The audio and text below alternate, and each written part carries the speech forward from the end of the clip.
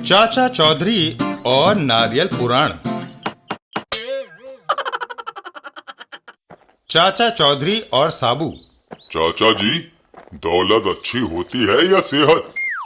साबू, सेहत अच्छी होती है। सेहत एक ताज है जो हर तंदुरुस्त आदमी के सिर पर रखा होता है। उसे कोई नहीं देख सकता, सिर्फ बीमार ही देख सकता है। तभी अरे, ये आवाज कैसी? अरे छेदीलाल, क्या बात है? परेशान नजर आ रहे हो। 2 घंटे से हथौड़ी मार रहा हूँ, मगर ये नारियल नहीं टूट रहा चाचा जी।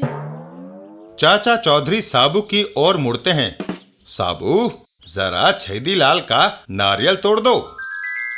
साबू अपना मुक्का हवा में तानता है और एक जोरदार वार कर देता है। सत्यानाश! ये तुमने क्या किया? ये मेज तो पड़ोसी की थी, अब मैं उसे क्या जवाब दूंगा? तो हम बाजार से दूसरी मेज ले आते हैं। ऐसी मेज दूसरे शहर में मिलेगी। छेदीलाल, आओ, मैं तुम्हें उठाकर उस शहर ले चलूं। छेदीलाल साबू के ऊपर बैठ जाता है। वाह! और साबू दौड़ लगा देता है। साबू, संभल कर, आगे पेड़ हैं। साबू अपनी ही धुन में दौड़ता चला जाता है। थोड़ा आगे आने पर छेदीलाल, वो शहर अभी कितना दूर है? कोई जवाब न पाकर साबू चौंक जाता है। छेदीलाल कहाँ गया? छेदीलाल एक पेड़ को पकड़कर लटका होता है। मैं यहाँ हूँ। हे भगवान! पेड़ पर लटका छेदीलाल। छेदीलाल, आओ हम आगे चलें। दोनों एक बार फिर शहर की ओर चल देते हैं। साबू, लो वो शहर आ गया जहाँ से हम मेज खरीद सकते हैं। एक बच्चा रास्ते में केला खा रहा होता है। वाह, केला बड़ा मीठा है। बच्चे के फेंके हुए छिलके पर साबू का पैर पड़ता है और वो फिसल जाता है। ओह! और छेदीलाल हवा में उड़ता हुआ सीधा रंग से भरे ड्रम में गिर जाता है।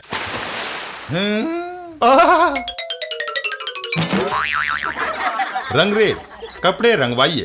अरे छेदीलाल, तुम तो रंग में सराबोर हो गए, जल्दी से भागो। वो दोनों वहां से भाग खड़े होते हैं।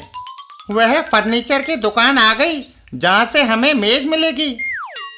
फर्नीचर की दुकान के अंदर सारे पैसे निकालो अभी, नहीं तो। साबू, दुकान के अंदर एक डाकू मालिक को लूट रहा है। पर छेदीलाल, मैं क्या कर सकता हूँ? दुकान का दरवाजा छोटा है, मैं अंदर नहीं जा सकता। साबू जमीन पर पड़ी एक ईंट उठाता है। एक तरकीब है, शायद ये ईंट काम आ जाए। साबू ईंट से निशाना साध कर दुकान के अंदर की ओर फेंक देता है। ईंट सीधी जाकर बदमाश के सर से टकराती है। हाय!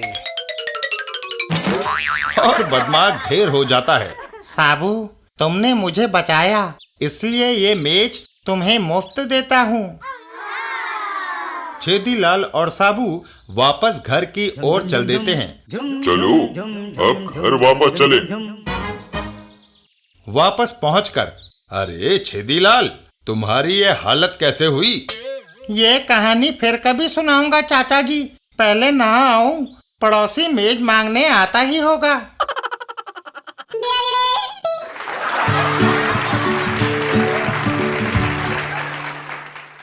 चाचा चौधरी और बेटी का रहस्य।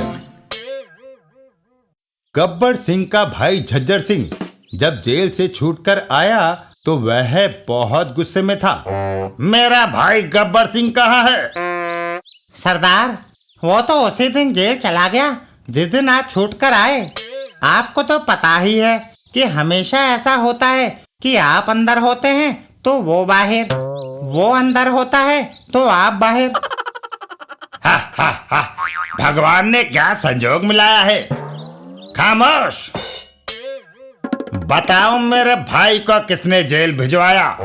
पुलिस ने?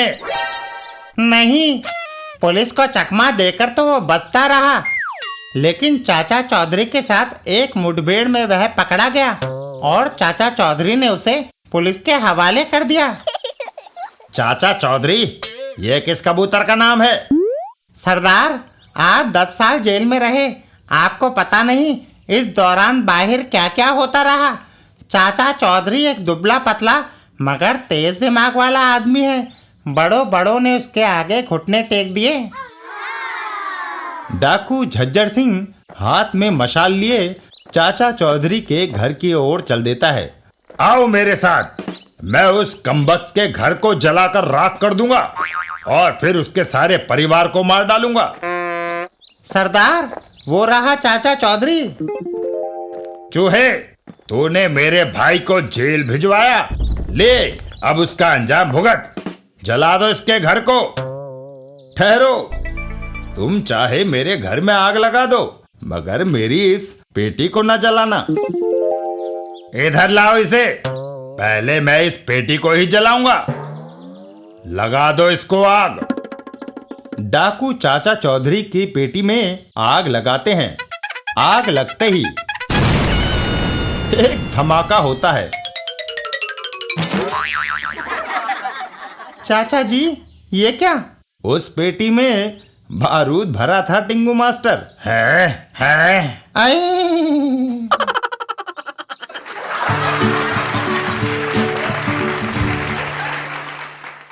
चाचा चौधरी और उस्ताद स्प्रिंग जंप। एक दिन शहर के एक कोने में स्प्रिंग जंप, ऐसा नाम तो मैंने कहीं नहीं सुना। धमाका सिंह, अगर तुम अंदर आओगे तो तुम्हारी हैरानी दूर हो जाएगी। उस्ताद के जूतों में स्प्रिंग्स लगे हैं। कमाल है। अगर किसी ने किराएदार से मकान खाली कराना हो, किसी से पैसे वसूल करने हो या किसी के हाथ पैर तोड़ने हो, तो उस्ताद वह काम फौरन कर देते हैं। अच्छा, जरा प्रदर्शन करके दिखाओ। उस्ताद पूरे जोर से जूतों के स्प्रिंग्स को दबाता है, फिर जो छोड़ता है तो वह आसमान में उछल जाता है। आए, नीचे जब दीवार पर गिरता है तो वह कड़क जाती है। कमाल है। काम पूरी तरह ठीक संपन्न हुआ। स्प्रिंग जंप, तुम सचमुच काम के आदमी हो। ये रखो 20,000 रुपए।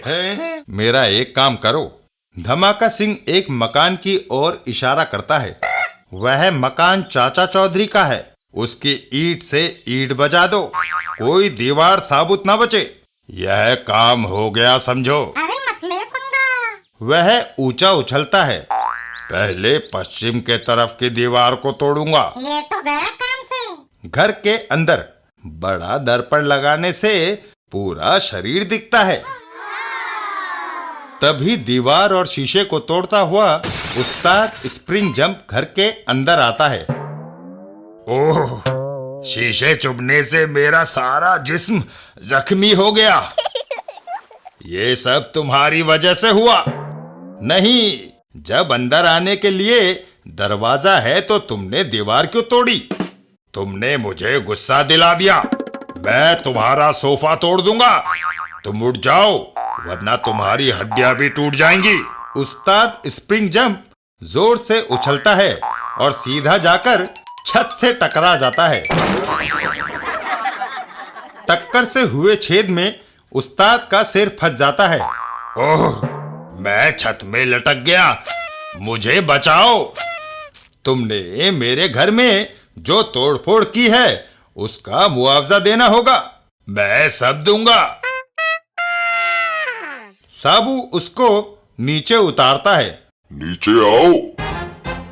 उस्ताद स्प्रिंग जंप और धमाका सिंह, तुमसे जो कमाई की थी वो सारी मकान की मरम्मत के लिए मैं चाचा चौधरी को दे आया हूँ।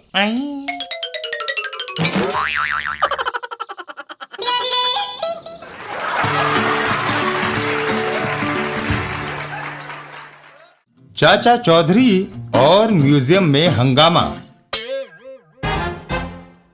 एक दिन चाचा चौधरी के घर पर।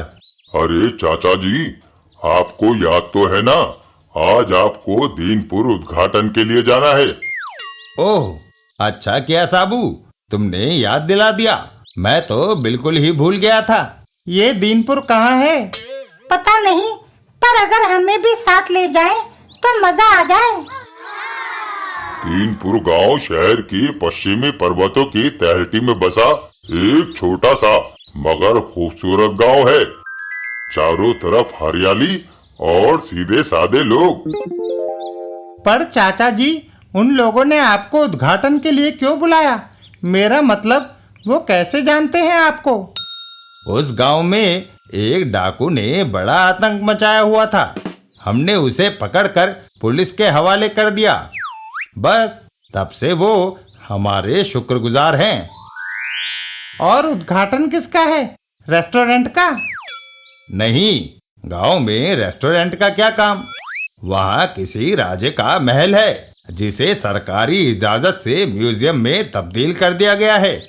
उसी का उद्घाटन है। ओह, बोरिंग ट्रिप। चाचा जी, हम भी चलेंगे। ठीक है, 10 मिनट्स में निकलेंगे।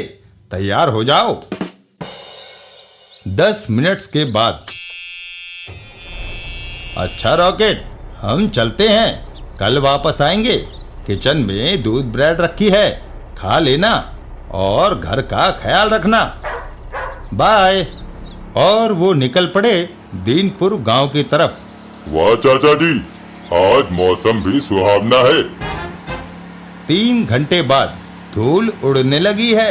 लगता है हम लोग गांव से ज्यादा दूर नहीं। गांव सामने ही है चाचा जी, मुझे दिख रहा है। गांव पहुंचकर, नमस्कार चाचा जी, सफर में आप लोगों को कोई दिक्कत तो नहीं आई? नहीं मुखिया जी, उम्मीद है हमें देर नहीं हुई। नहीं चाचा जी, आप लोग बिल्कुल सही समय पर हैं। आइए चलें। म्यूजियम का उद्घाटन पार्टी। वाह, ये हुई ना कुछ बात। हैं? इतने बड़े समोसे, कचौड़ी और मिठाइयाँ। वो गांव वालों ने साबू के लिए स्पेशल ऑर्डर पे बनवाए हैं। वाह, क्या स्वाद समोसे, कचौड़ी और मिठाई है।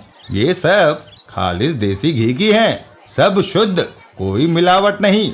चाय भी लाजवाब है। साबू, कैसा लगा नाश्ता साबू? बहुत उम्दा चाचा जी, और कचौड़ी के तो क्या कहने, मजा आ गया। वाह। नाश्ते के बाद, मुखिया जी, क्यों ना अब म्यूजियम देख लिया जाए? क्यों नहीं? आप सब मेरे साथ आइए। आओ बच्चों। साबू। दीनपुर म्यूजियम। जितना बड़ा म्यूजियम का दरवाजा है, उससे भी कहीं ज्यादा बड़ा और ऊंचा ये अंदर से है। सो साबू भी इसके अंदर इत्मीनान से घूम सकता है। हाँ, ये वाकई बहुत सुकून वाली बात है। यह महल यहाँ के राजा सुजान सिंह ने लगभग 500 साल पहले बनवाया था। अंतिम राजा मान सिंह निसंतान थे, अतः उन्होंने ये महल गांव को दान कर दिया ताकि यहाँ म्यूजियम बन सके। इससे गांव में रोजगार बढ़ेगा, पर्यटन को बढ़ावा मिलेगा तथा गांव की तरक्की होगी।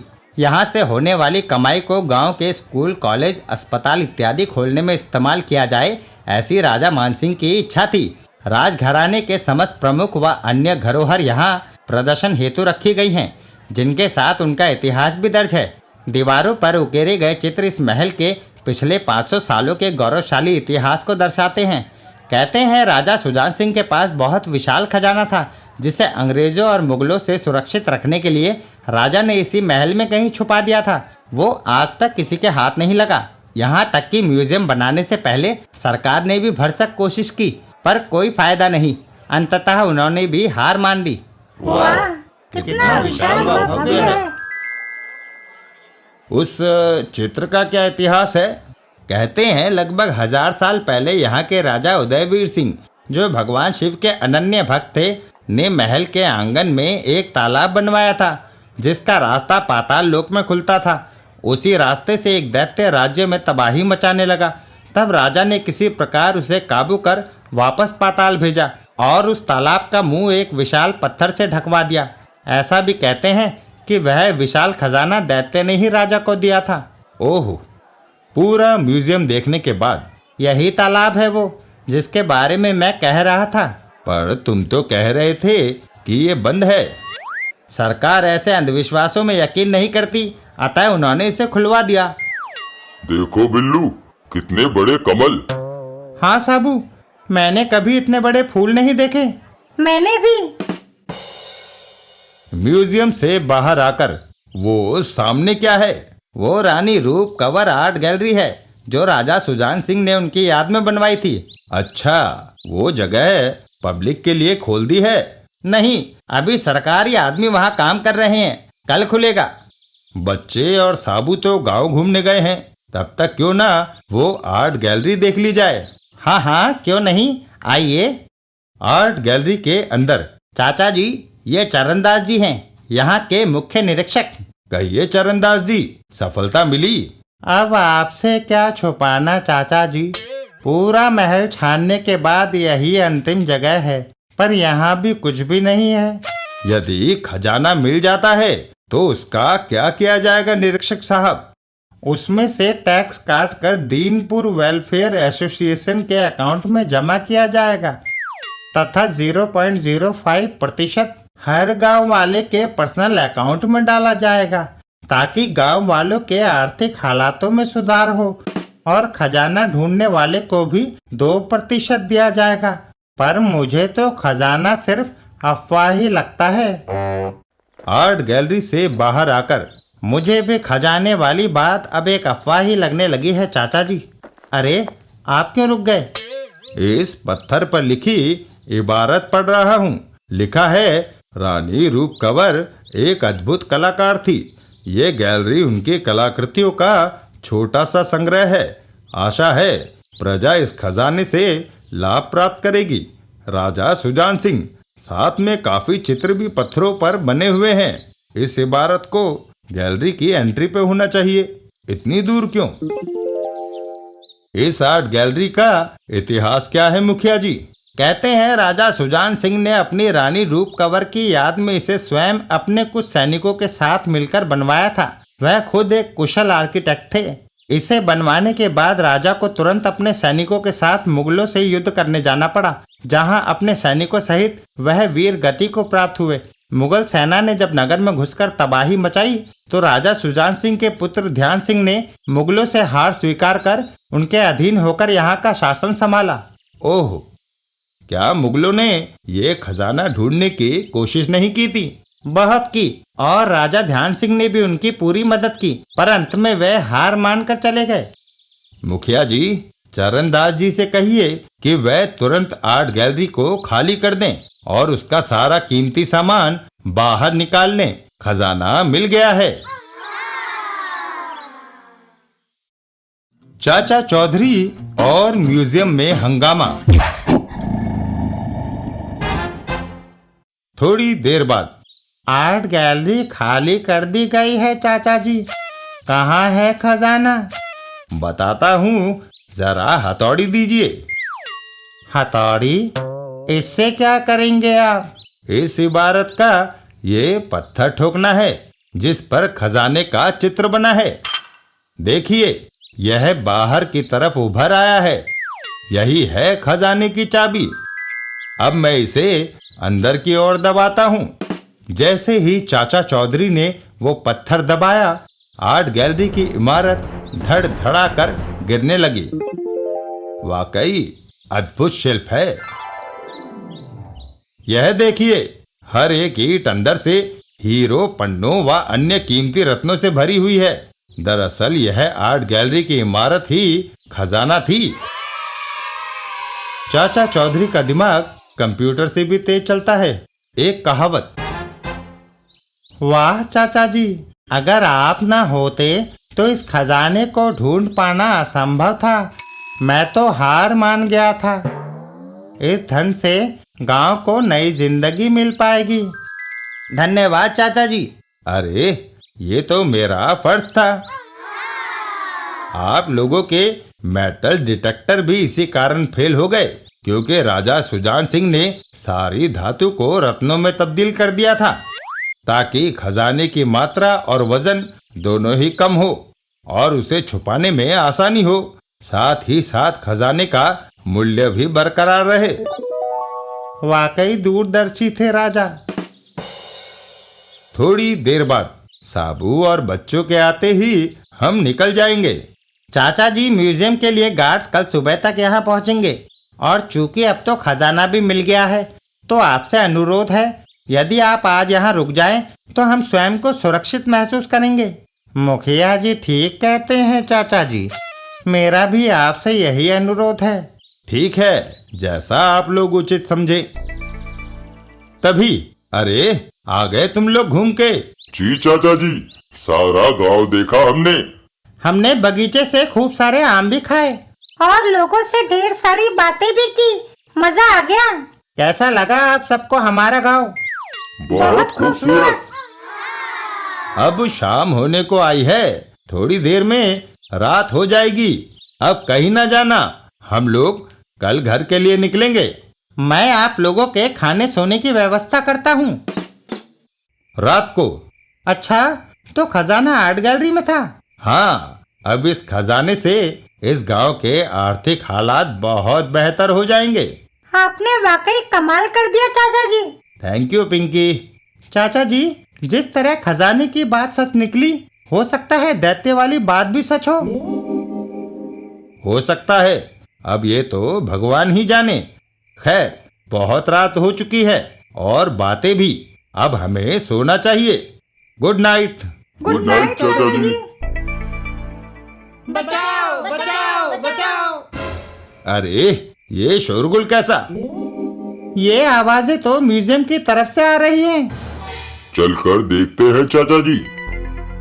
म्यूजियम पहुंचकर बचाओ। ओह, पाताल दैत्य बाहर निकल आया है और तबाही मचा रहा है। साबू जाओ, उसे रोको। जी चाचा जी। साबू और दैत्य आमने सामने। काफी खतरनाक लगता है, जल्दी काबू में करना होगा। साबू का मुक्का, गुस्साए दैत्य का वार। बच गया। अगला वार। ये भी बचा गया।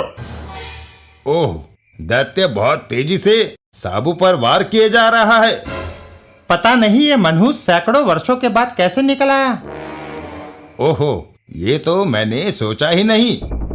निरीक्षक साहब, जब आपने तालाब खोला था, उसमें से कुछ निकला था। हाँ, एक विचित्र धातुई शिवलिंग निकला था, जो तालाब के तले में पड़ा हुआ था।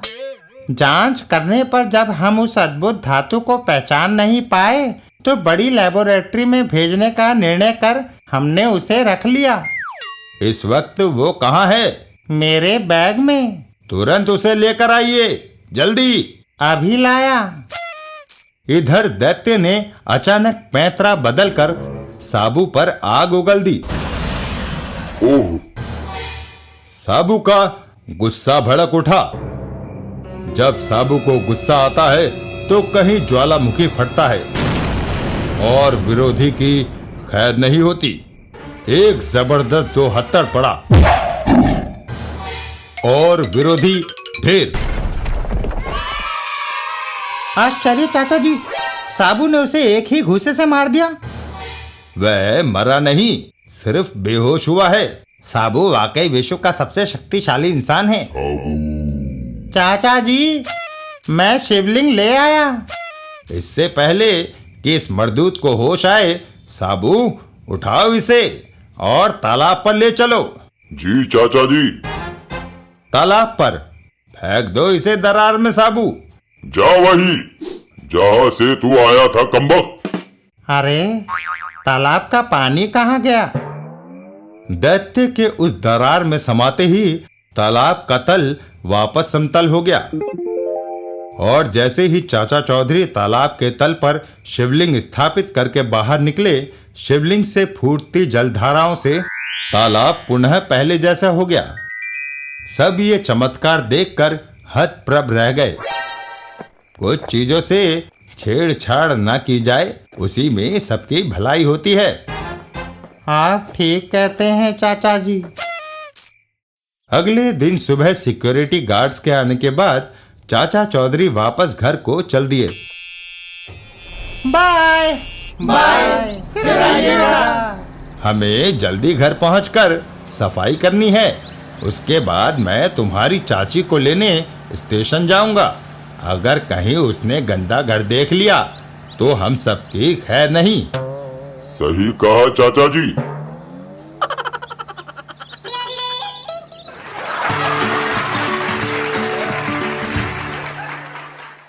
चाचा चौधरी और रिटायर होने की खबर।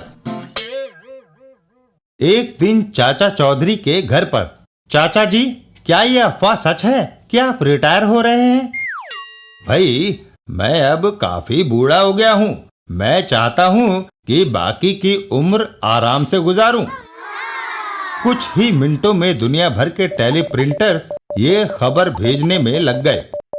दूसरे दिन विश्व के सारे अखबार इस खबर से भरे हुए थे। चाचा चौधरी टू रिटायर। चाचा चौधरी रिटायर हो रहे हैं। चाचा चौधरी टू रिटायर। चाचा चौधरी रिटायर हो रहे हैं। बहुत बुरी खबर है। चोर उचक्कों से भोले भाले लोगों की रक्षा कौन करेगा? इधर कुछ बच्चे चाचा चौधरी के पास, चाचा जी आप रिटायर क्यों हो रहे हैं? हम बच्चों का मनोरंजन कौन करेगा?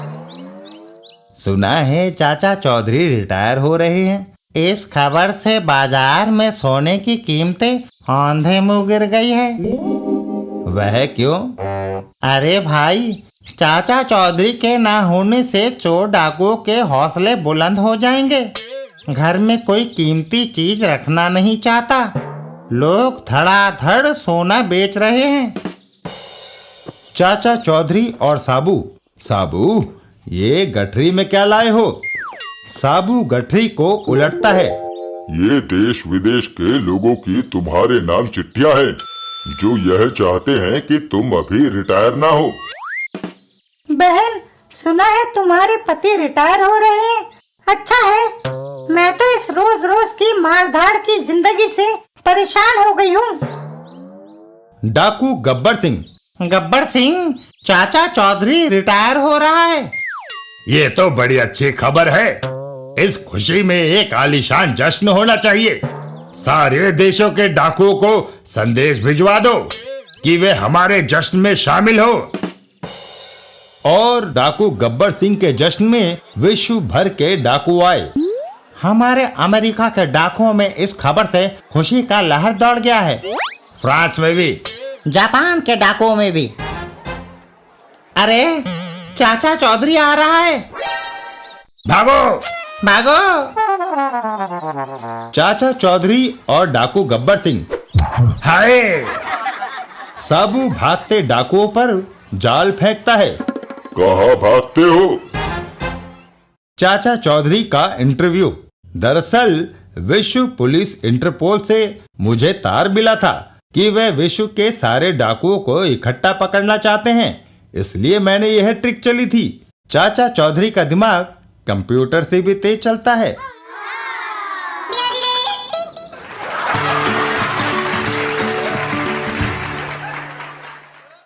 चाचा चौधरी और बिरजू का सपना। एक दिन बिरजू के घर पर, मग्गो मेरी दिली तमन्ना है कि चाचा चौधरी की पगड़ी पहनूं। बिरजू ये ख्वाब छोड़ दे। क्यों? क्योंकि चाचा चौधरी हमेशा पगड़ी पहने रहता है। उससे पगड़ी हथियाना असंभव है। मग्गो, नेपोलियन बोनापार्ट ने कहा था कि उसके शब्दकोश में असंभव शब्द ही नहीं। यही बात बिरजू के लिए है। बिरजू घर से बाहर की ओर चल देता है। मैंने वह लाल पगड़ी हथियाने की योजना बनाई है। कमाल है। बाहर आओ। घर के बाहर यह कांटा लेकर तुम छत पर चढ़ जाओ। मग्गू छत की तरफ चल देता है। ये बिरजू भी अजीब बला है। चलो दोस्त के लिए ये भी करते हैं। लो, मैं छत पर पहुंच गया। ठीक है, अब चाचा चौधरी को फोन करके बुलाता हूँ। इससे पहले कि वह इस घर में घुसे, तुम कांटे से उसकी पगड़ी ऊपर खींच लेना, समझे? Oh no no no no no. चाचा चौधरी के घर पर। हेलो, मैं बिरजू, कितना अच्छा हो अगर आप मेरे यहाँ आकर चाय पिए। अरे भाई, मैंने अभी चाय पी है। चाचा जी, अगर आप ना आए तो मेरा दिल टूट जाएगा। आपके लिए स्पेशल दार्जिलिंग चाय बनवा रहा हूँ। अच्छा बिरजू, मैं तुम्हारा दिल नहीं तोड़ना चाहता। चाचा चौधरी, चल देते हैं।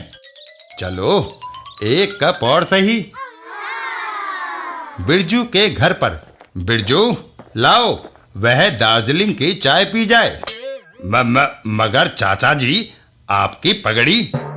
मेरी पगड़ी मेरे सिर पर है, पर आप इसे पहने हुए अंदर कैसे आ गए? क्यों? मैं जहां जाता हूं पगड़ी पहने जाता हूं। कई सालों से लोग यह सत्य जानते हैं। नहीं नहीं, मेरा मतलब है, जब आप दरवाजे में घुसे तो कमबख्त मग्गू को क्या हो गया? चाचा चौधरी उसे लेकर घर से बाहर की ओर चल देते हैं। आओ मेरे साथ। घर के बाहर। क्या तुम इसी मग्गू की बात कर रहे थे? हैं?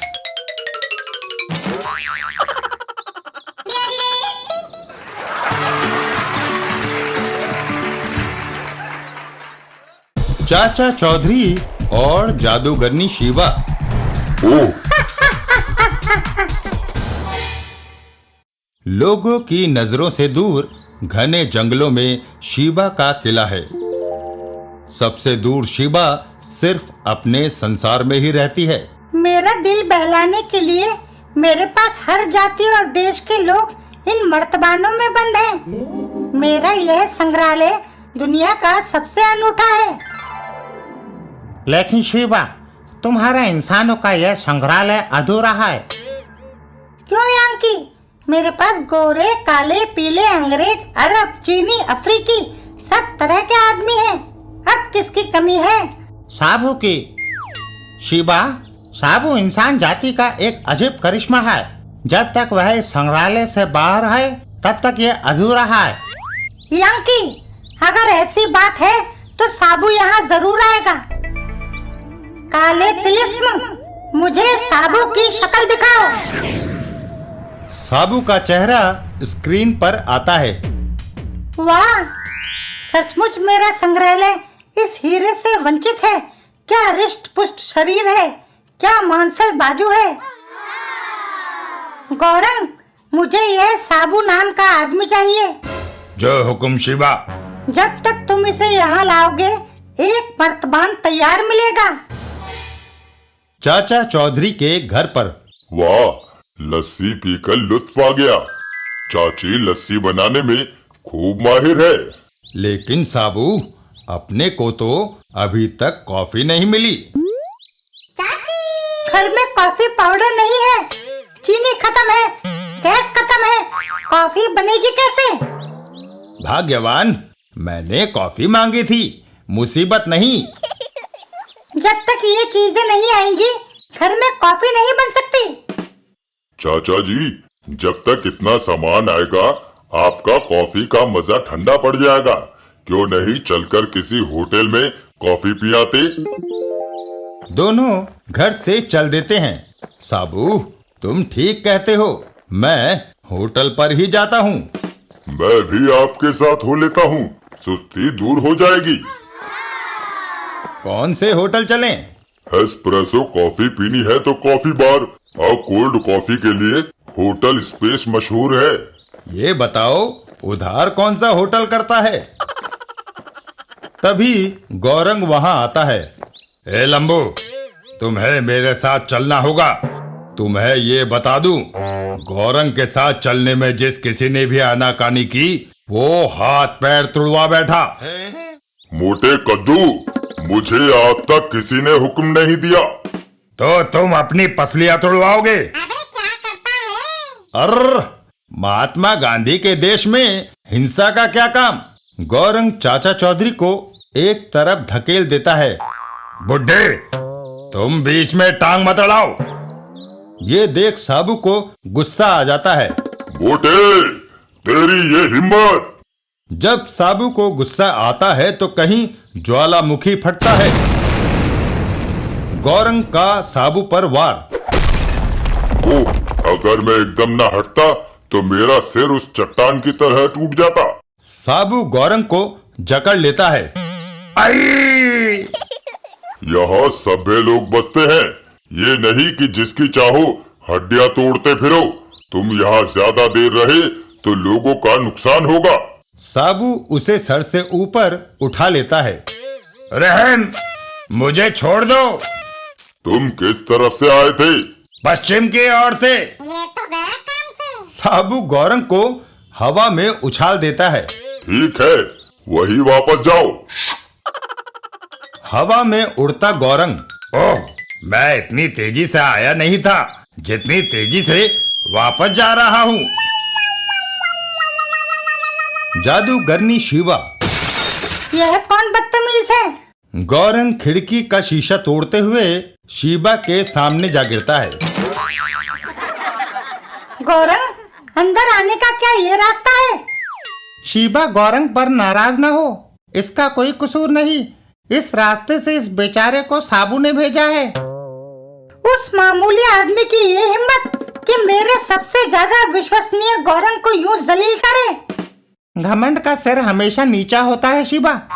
बेवकूफ पंखड़ू, तुम बहुत बड़बड़ करने लगे हो। शिवा अपने महल से हवा में उड़ान भरती है।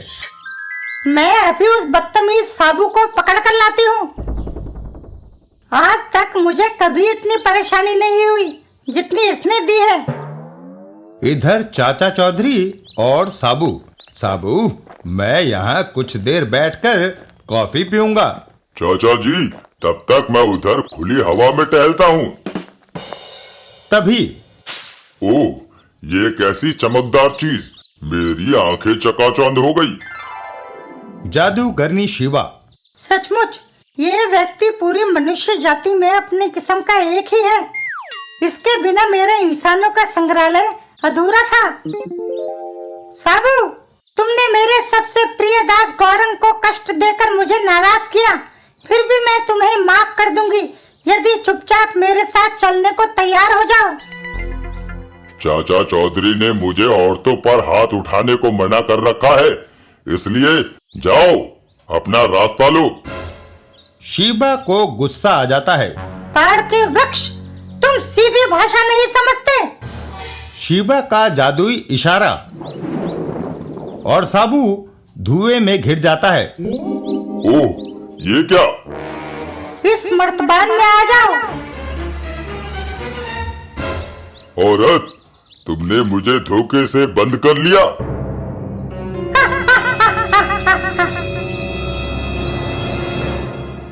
तुम्हारे पास आ जाने से मेरा इंसानों का संग्रहालय पूरा हो जाएगा, जहाँ हर किस्म के, हर जाति के लोग होंगे। औरत, तुम्हारा संग्रहालय अब भी अधूरा है। दुनिया ताकत से नहीं, अकल से चलती है, और अकल का बादशाह है चाचा चौधरी। मैं उसे भी अपने साथ ले जाऊंगी। मैं अपने संग्रहालय में कोई कमी नहीं रहने देना चाहती। कमाल है। इधर चाचा चौधरी, कॉफी तो पी ली, अब साबू को देखा जाए। हाँ, मेरा दिमाग उसके मस्तिष्क तक पहुंच रहा है। वह सचमुच ऐसी विलक्षण बुद्धि वाला व्यक्ति है जिसका विश्व में कोई सानी नहीं। तुम्हें शिवा के साथ चलना होगा। अगर मैं इनकार कर दूं तो? मैंने हर उस चीज को पाया है जिसे चाहा है। मैं तुम्हें मर्तबान में डालकर ले जाऊंगी। देखो मेरी ताकत। शिवा का जादुई इशारा और खंबे के 2 टुकड़े हो जाते हैं। सचमुच तुम बहुत शक्तिशाली हो शिवा, लेकिन तुम्हारे मर्तबान में पहले से ही साबू है, एक में 2 कैसे आएंगे?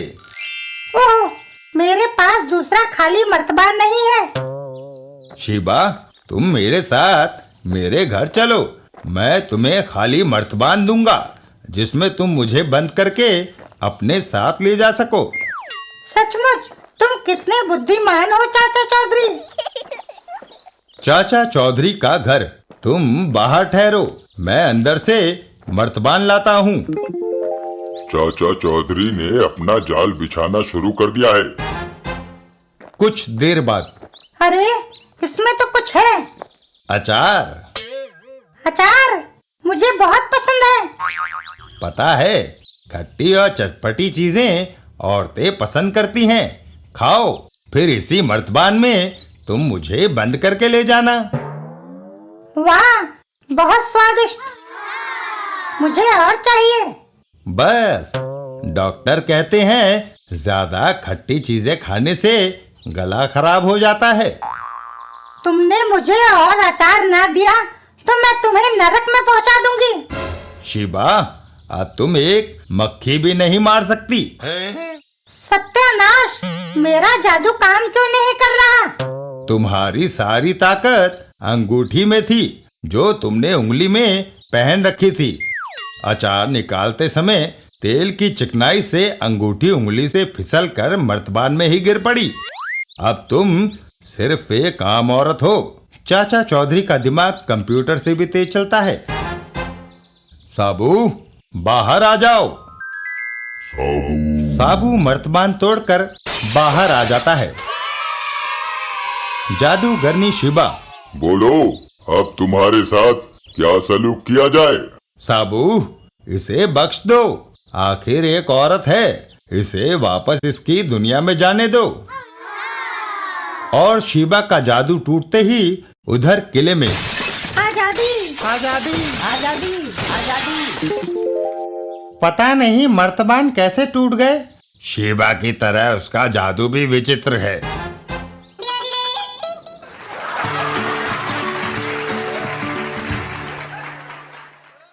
चाचा चौधरी और साबू का फोटो। एक दिन रास्ते में, चाचा जी, साबू कहाँ है? मैंने उसका एक फोटो खींचना है। चाचा चौधरी अपने पीछे की तरफ इशारा करते हैं। वह रहा साबू, जितने जी चाहे फोटो खींच लो। साबू, जरा मुस्कुराओ। ये फोटो मैंने फोटो प्रतियोगिता में भेजना है। साबू मुस्कुरा देता है। लो, तुम भी क्या याद रखोगे कि साबू का फोटो खींचा था? कैमरे के लेंस में। अरे, साबू का सिर्फ पांव फोकस आ रहा है। खोटू दास, साबू का फोटो लेना है तो कोई तरकीब लड़ानी होगी। खोटू दास एक पहाड़ी पर चढ़ जाता है। ठीक है, मैं इस टीले पर खड़ा होकर फोटो खींचता हूँ। हैं? अब सिर्फ उसका चेहरा दिखाई दे रहा है। मुझे तो पूरा पोज लेना है। जरा पीछे हटकर कैमरा फोकस करता हूँ। खोटू दास पीछे की तरफ खिसकता है और पहाड़ी से फिसलकर बचाओ! सीधा जमीन पर आ गिरता है। आओ! खोटू दास, ये तरीका भी कारगर नहीं हुआ। मैं मैदान से जरा दूर हटकर ही फोकस लेता हूँ। हाँ, अब साबू करीब करीब सारा दिख रहा है। बस पैर फोकस से बाहर हैं। खोटू दास पीछे हटता चला जाता है। जरा और पीछे हटूं तो पैर भी फोटो में आ जाएंगे। और बेचारा तालाब में गिर पड़ता है। ओह!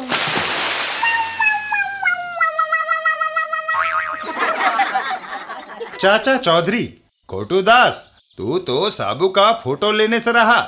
मैं ही तेरा ले लेता हूँ। हाँ, स्माइल प्लीज। हैं?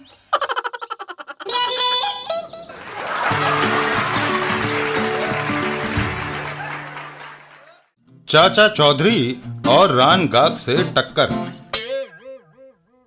एक दिन चाचा चौधरी के घर पर चाचा चौधरी और चाची, भगवान, काफी देर से तुम मेरे पीछे खड़ी क्या कर रही हो?